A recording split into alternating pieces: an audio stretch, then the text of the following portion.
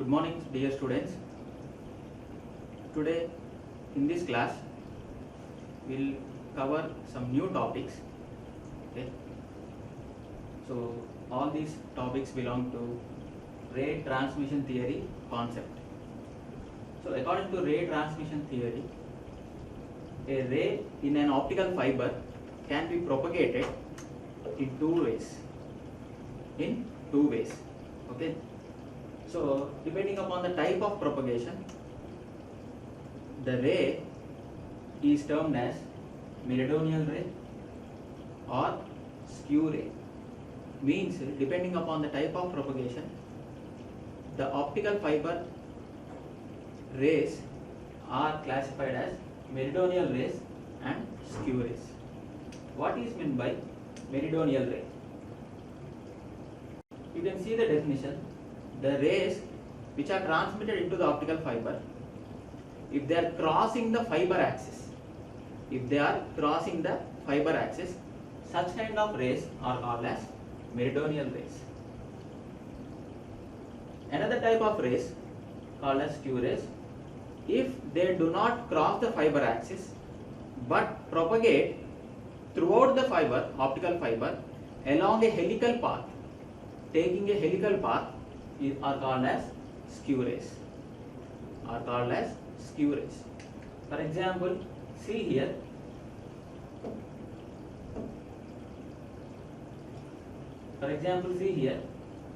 The first one is meridional ray, the second one is skew ray. First one is meridional ray, second one is skew ray. Okay, you can see a light ray is transmitted into the optical fiber cable. Okay, this is traveling inside the optical fiber by following the concept called as total internal reflection. If you observe, this is the dotted line is the fiber axis. The ray is crossing the fiber axis. Okay, any ray which is crossing the fiber axis is called as meridional ray. You see the top view. If you see the optical fiber which is supporting the meridional ray, if you see from the top, okay, so this is what is the image. This is how the meridional ray appears if you see from the top of the optical fiber, from one end of the optical fiber. Okay. See the second case. The second ray is also passing through the along the optical fiber, but if you observe, it will not cross the fiber axis. The image may appear that it is crossing the fiber axis here, but if you see the top view, say this is the optical fiber, skew ray is going here. Okay, see from the top. Okay, the skew rays will be passing like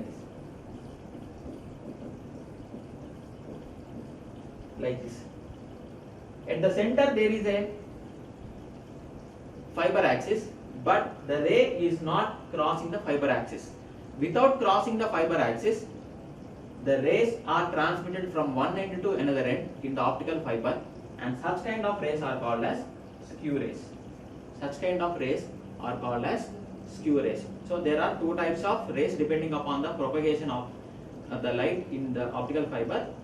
Rays are classified into two: meridional ray, next one is skew ray. Meridional ray crosses the fiber axis while it is propagating, but skew ray will not cross the fiber axis. It will follow an helical path. See like this. Say this is the core. Okay, skew ray propagation will be like this.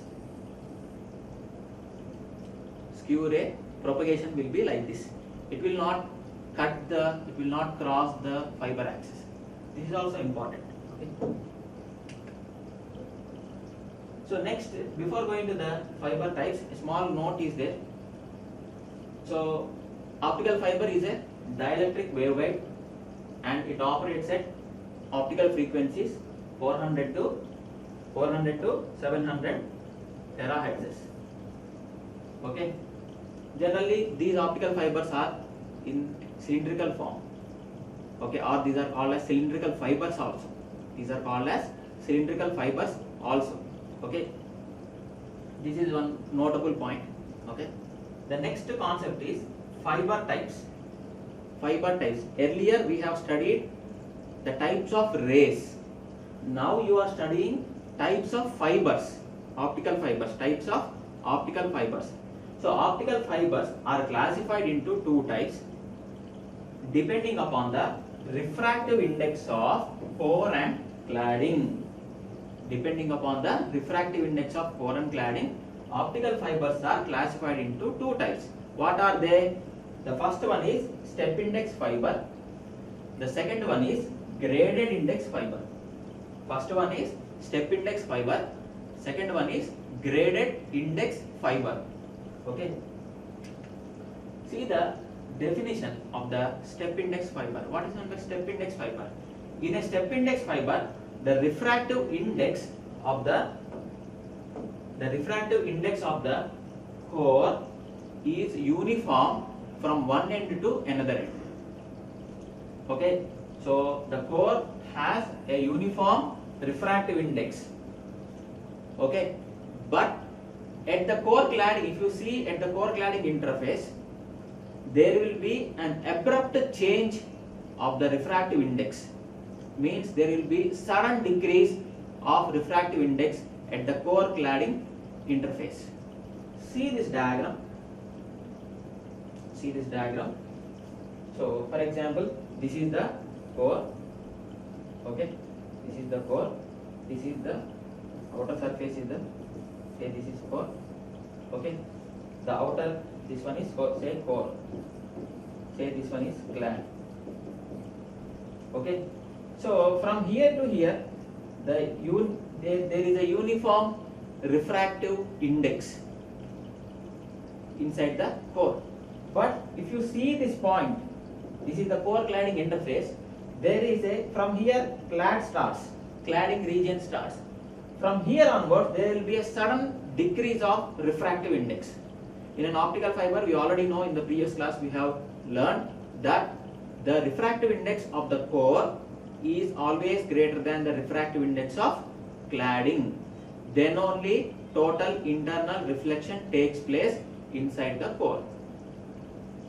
Okay, so there will be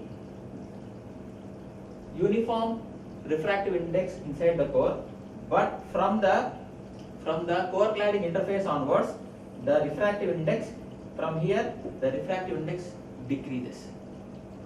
Okay, this kind of structure, this kind of optical fiber is called as a step index optical fiber. This kind of optical fiber, this type of construction is called as step index optical fiber. Okay. See the next one. Next one is graded index fiber. The second type is graded index fiber. What is meant by graded index fiber? As it also consists of core, it also consists of above the core, the region is cladding. Okay, but the refractive index, okay, starts decreasing. Okay, starts decreasing from the center of the core to the core cladding interface.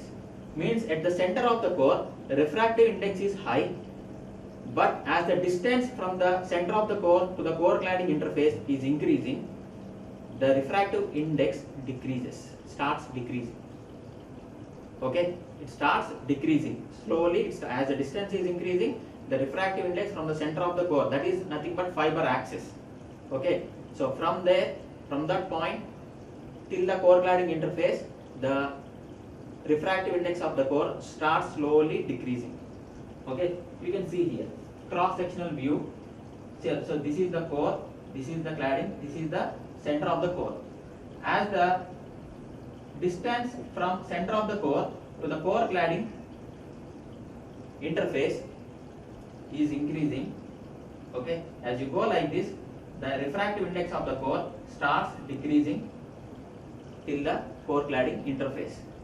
This kind of optical fiber is named as graded index fiber. This kind of optical fiber is named as graded index fiber. See here, according to the number of modes of transmission, again the fibers are classified into two types. According to the number of modes of transmission. Here modes of transmission means the number of rays of transmission.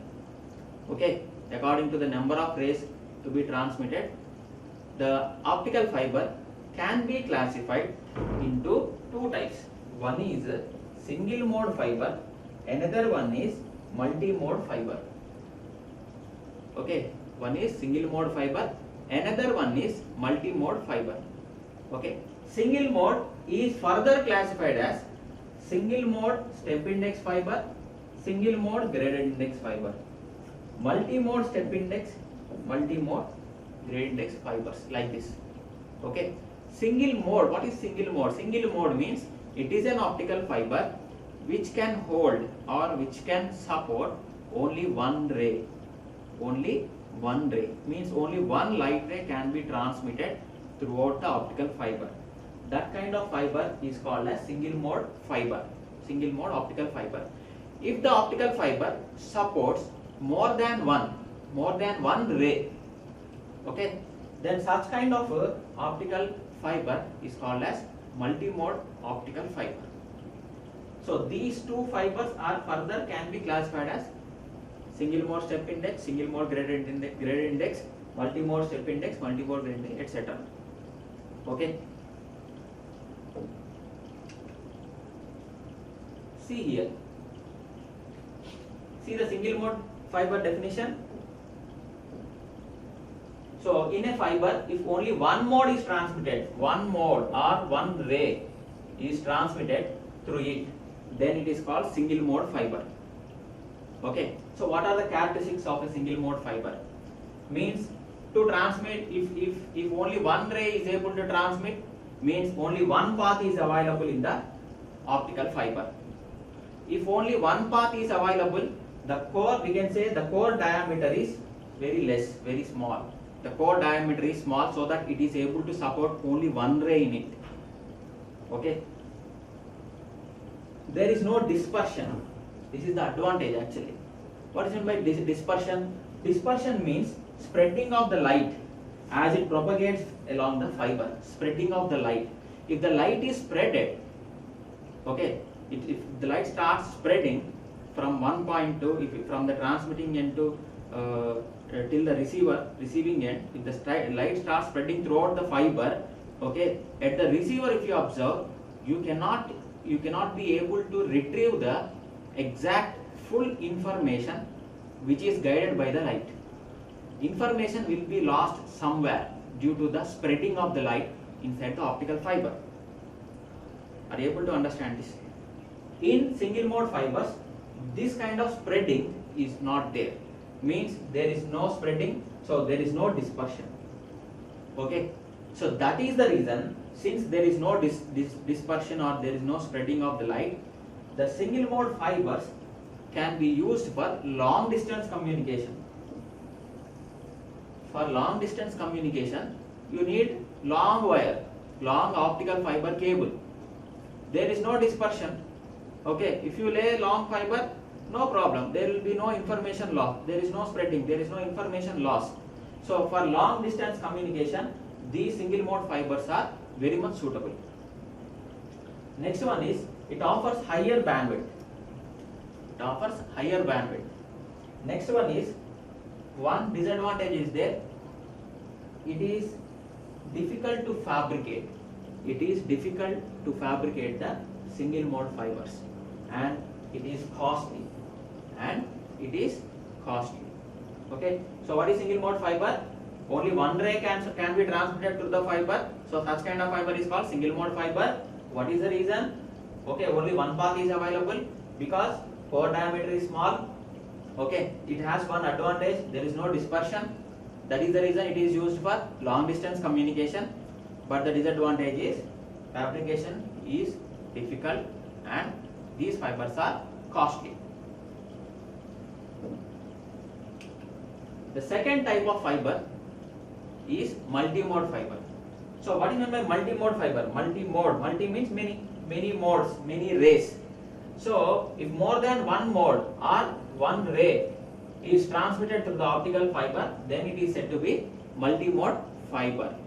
Okay. So what are the characteristics of multi-mode fibers? So more number of rays are being transmitted means more paths are available. More than one path is available. More paths are available. More paths are available means the core diameter is more or core diameter is higher. Okay. But here there is in multi-mode fibers there exists dispersion. There exists dispersion. Since many number of rays are being transmitted, there is a problem of mode coupling or mode interference. In the coming topics it will be there. Okay. So interference of light, due to which light spreads in the optical fiber. When the light spreads in the optical fiber, so at the receiver end, it is not possible to retrieve the actual information from the light. So that is the reason it is used for short distance communication only. It is used for short distance only. For long distance, long optical fiber cable should be like, if there is long optical fiber, the dispersion is more in multi-mode fibers. So at the end, at the receiver end, there will be no light at all, or very small amount of light with which information cannot be retrieved. Okay, optical detector cannot detect the exact information from the light. So this kind of multi-mode fibers are used for short distance communication. Okay, so it offers another disadvantage is it offers less bandwidth. Okay, but the fabrication is not that much complex, and also the cost is less. Okay. So what is multi-mode fiber? If a optical fiber is able to transmit more than one mode or more than one ray, is called as a multi-mode fiber.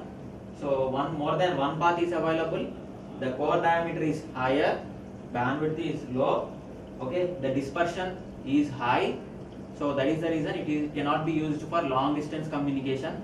It is confined only for short distance communications only. You can see the further classification here. Different structures of optical fibers. So monomode step index means, monomode means single mode. Single mode step index fiber, only one ray is the optical fiber is able to carry only one ray. Next, multi-mode step index fiber. So you can observe here, more than one ray is able to propagate throughout this one. Two rays are there here. More multi-mode graded index means you can observe there is no sharp. Here there is a sharp reflection. Okay, because what is the reason? The refractive index of the core is completely uniform. This is a step index fiber. No, the refractive index inside the core is uniform. Okay, but if you see in multi-mode graded index fiber, okay, graded index fiber means the refractive as from the fiber axis. When you go to the core cladding interface, okay, what happens? The refractive index reduces. Okay, so that is the reason you cannot find a sharp reflection, exact sharp reflection. Okay, say for example this is core, you cannot find exact sharp reflection like this. Okay, in graded index fibers. In graded index fibers, the reflection will be like this, like similarly like a sine wave. Okay, sine wave. Okay, so these are the classifications of the various types of optical fibers. Okay. Next, we move into mode coupling.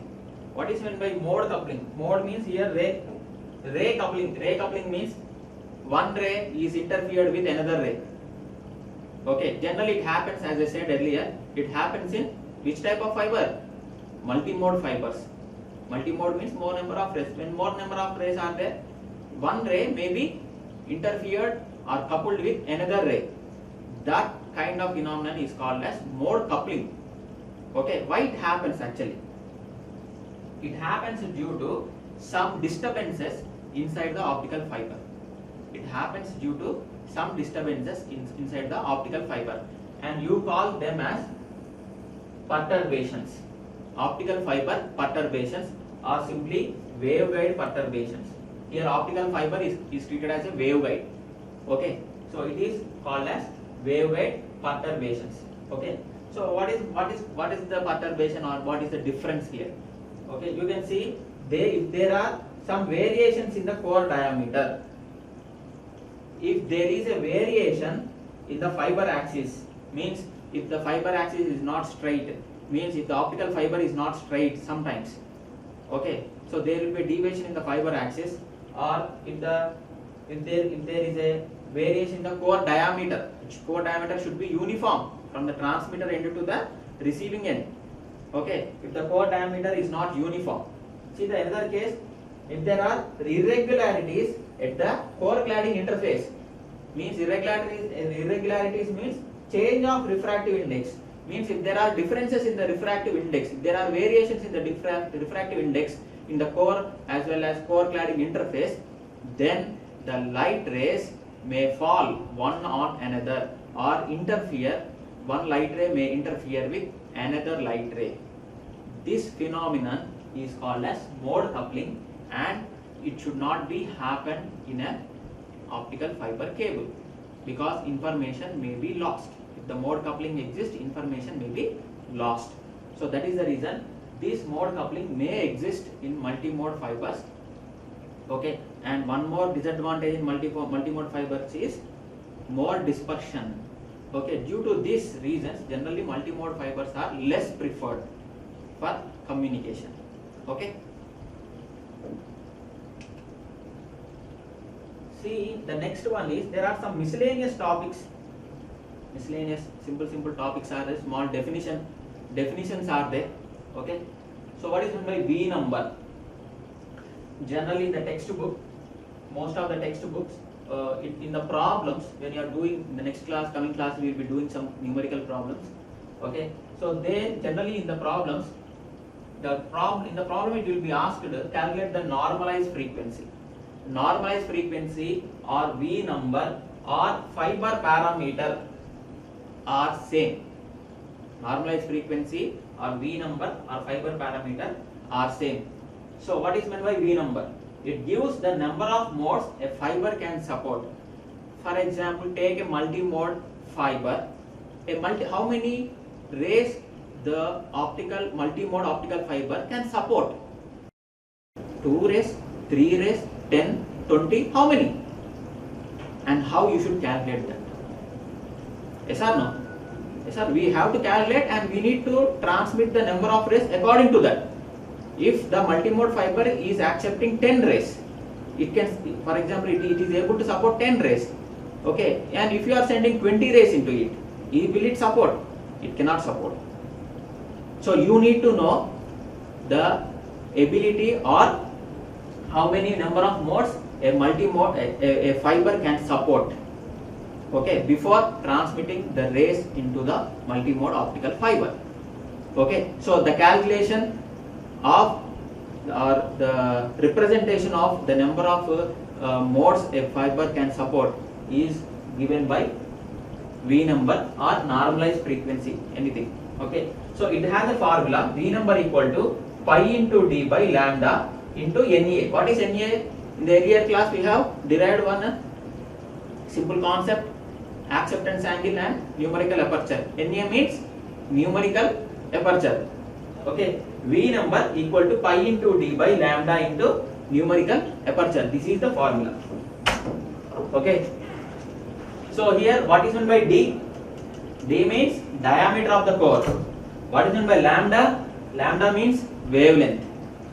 Okay, if you know the diameter of the core and wavelength of the light, then it is able to, and refractive index of core and cladding, then means because Na is the numerical aperture, its value depends upon the refractive index of core as well as cladding. If you know the refractive index of core and cladding, okay, if you know the diameter of the core and if you know the wavelength, then you can calculate how many number of modes an optical fiber can support. That is nothing but V number.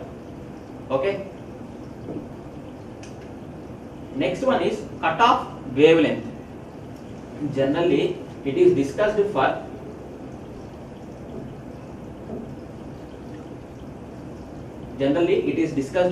single mode fibers.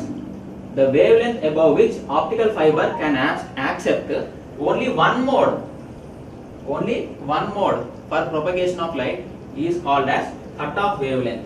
Only one mode is, if the optical fiber is able to accept only one mode, means it is related to single mode fiber. Okay, so there is a formula for this cutoff wavelength. Lambda C equal to V into lambda by 2.405. Okay, this is the empirical formula. V means V number, lambda means operating wavelength, divided by 2.405 gives the cutoff wavelength where the optical fiber, above which the optical fiber can act as a single mode fiber.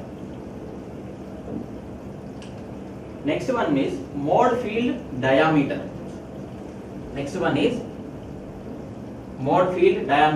See that it is a measure of distribution of optical power intensity across the end face of a single mode fiber. What does that mean? You see here, I can give one example. I have taken a water pipe. Take one water pipe, water is flowing like this. I have taken another tube here. Okay, if you observe this diameter of, say this is A, this is pipe B, this is pipe A, this is pipe B. The diameter of pipe A is more than the diameter of the pipe B.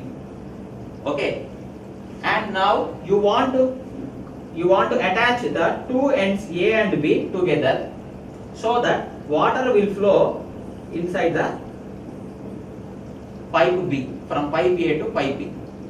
Water will flow actually, but there is a difference in the diameters actually, due to which some water may come outside. There will be no proper attachment. Okay, some water may come outside the pipe B. You cannot properly attach the two pipes because the diameters of the two pipes are not same. Are you able to understand this?